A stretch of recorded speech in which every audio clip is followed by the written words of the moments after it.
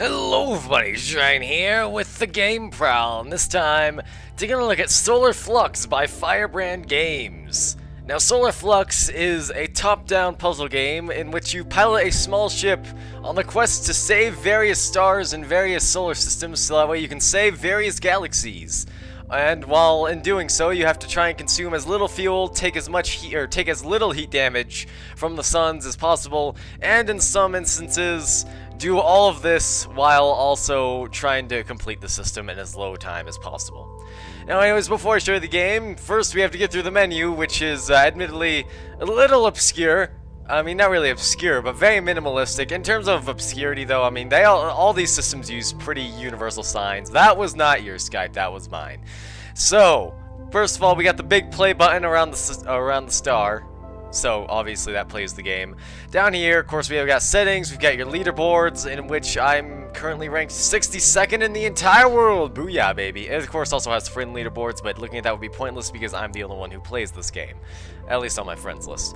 And, of course, over here we have a rather wide array of statistics, so in case you want to see how many times you lost a sun, or how many suns just completely exploded on you, you can figure it out. Similarly, you can view your achievements from here, in addition to, of course, your Steam client.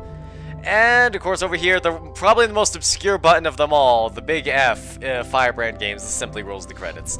And I would show you what the X does, but then that would completely screw up this entire recording because that actually exits the game. It's the magical button that causes the game to cease functioning. Alright, so let's play the game, shall we? So, once you boot on to the main game, you get to select one of 4 worlds, or rather, you get to select the first world because you unlock, you know, basic progression systems. You unlock World 2 by beating World 1. Holy crap, it's a revolution. Okay, so either way, let's boot on into Helios so I can show you how this game really works. The galaxies here are separated into about 4 worlds per piece. Each world has about 5 levels. And each level has its own individual challenge, which are time consumption, fuel consumption, or heat damage.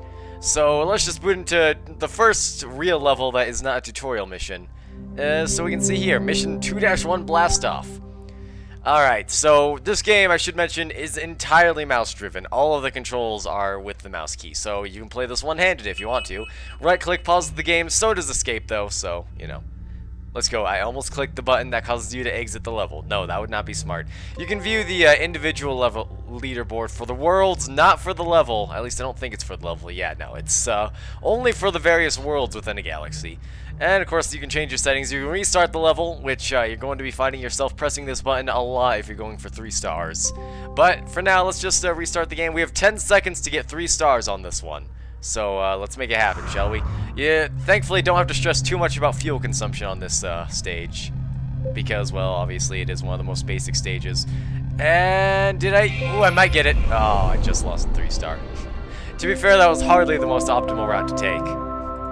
I'm pretty sure the most optimal route actually involves getting into orbit with this planet here. I don't actually remember because I got the optimal route a long time ago. In a galaxy not so far away. Indeed, it was actually in the Helios galaxy. Oh man, what a revolution. Yeah, there we go. That was a lot faster. And I actually improve upon my score there. Yes! Plus 50 points! Booyah, baby! Now, of course, obviously, the faster or the better you do these challenges, you, of course, earn more points, which place you, of course, higher in the leaderboard. Man! Incredible, isn't it? Alright, let me just, let's hell out and take a look at what I find to be one of the more interesting challenges in the game. They make it to be quite a bit more fun, I gotta admit. Let's go to 5-4. I believe this is the one that would really demonstrate the best. No, it's not, but I'm gonna do it anyway.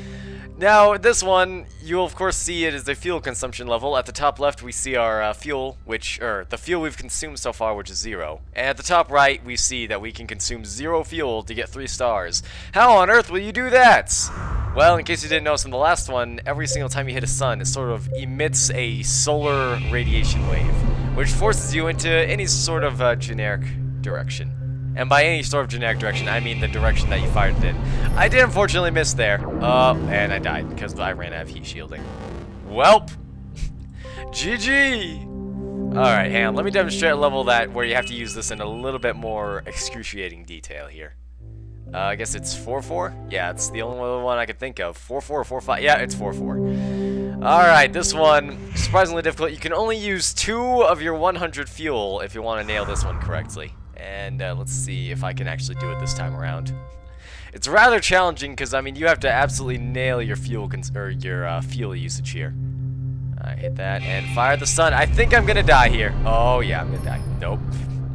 Just go around and I might interorbit with this planet. Oh, I'm not. I'm gonna miss it.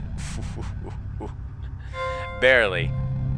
Alright, well, either way, I don't think I've actually explained the orbit mechanic yet, but essentially, whenever you enter a ring around anything, for now it's only around it's only around space stations and planets, but later on in the Oceanus galaxy, you'll start seeing, or at least I saw an orbit around the sun as well, which is funny because normally the sun is the thing that would have the orbit, but nope, not in these galaxies. Alright, anyways, there is one last type of challenge to demonstrate here before we head on into the... Actually, you know what? I think I might actually already have... I do not have a heat shielding one in Oceanus. Fuck, why is that so hard to say? Oceanus. It's not that hard. And of course the heat shielding. We'll go to 5-5 because this demonstrates both shadows and the heat shielding mechanic, as well as supernova stars. Previously, we've only been dealing with dying stars, but this one introduces a new type of star. You'll notice the other ones had like 70% of their charge or less. This one has 170% of its charge.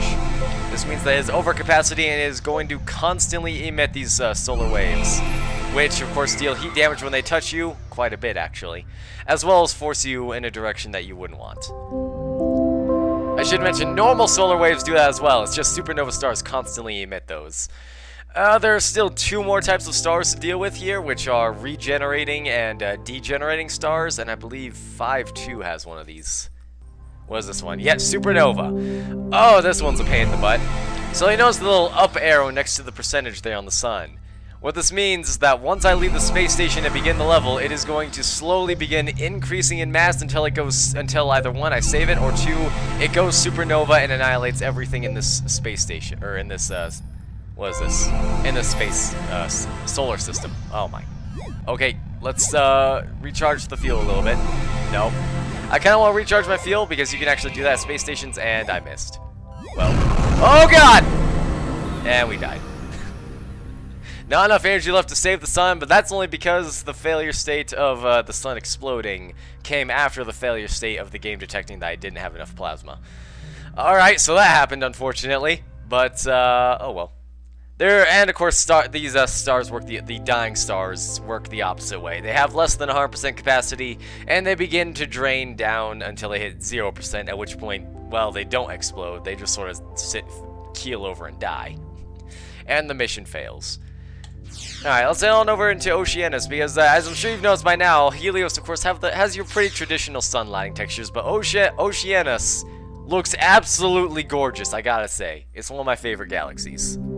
Checkpoint. You can see, that's the name of the stage. Yes, thank you for that, Lee.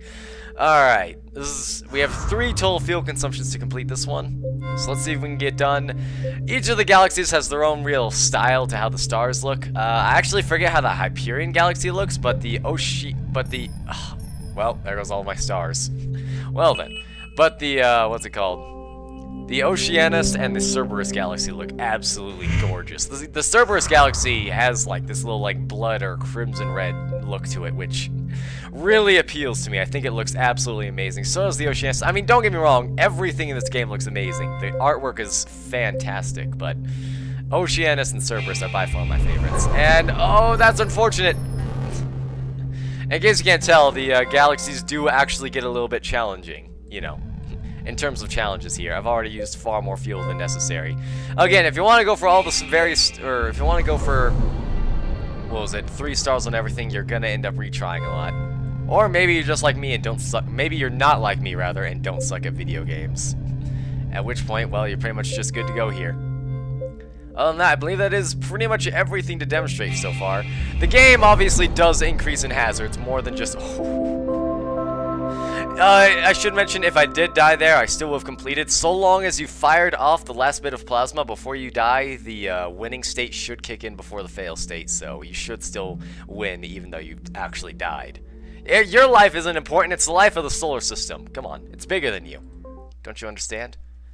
But anyways, let's show off some of the different hazards out here. Obviously, as far as I can tell, every world they try and introduce a new what's it called? A new type of hazard. For example, over here we have asteroid belts, which orbit around suns and planets and whatnot. I should also mention that when you pause, you get a full-scale view. You can't actually see how much percentage the sun is at, which is a little bit unfortunate, but oh well.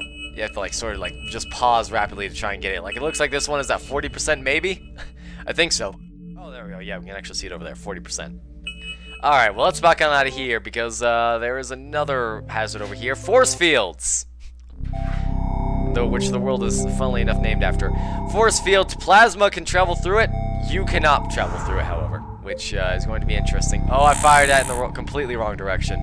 Alright, well, it's looking like a 3... Yeah, this is going to be a 3-star run. Let's just restart that abysmal start. Oh, boy. They have those new sounds. If I haven't mentioned it yet, the sound assets in this game are absolutely amazing. I mean, this game is very aesthetically appeasing. My timing really is something to be desired. Let's fire off now. And just in the nick of time. Booyah, baby. In the brink of time.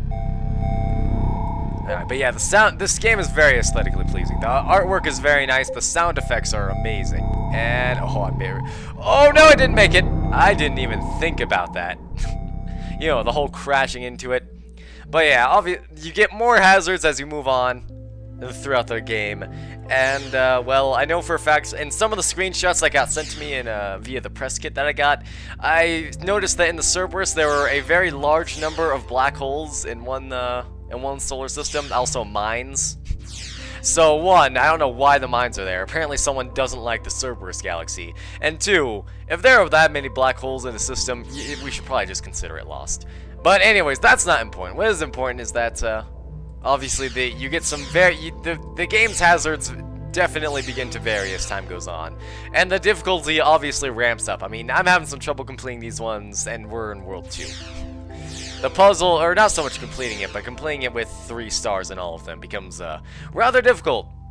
And again, I should mention this game was an iOS port, in case, you know, most of you haven't realized it yet. I know I wouldn't have. I mean, the game is a very nice game in and of itself. The fact that it's an iOS port should not factor into your decision at all, because it's a fantastic port, and it's a fantastic game, very fun to play, very aesthetically pleasing, very nice sound assets, although that kind of goes in line with aesthetically pleasing.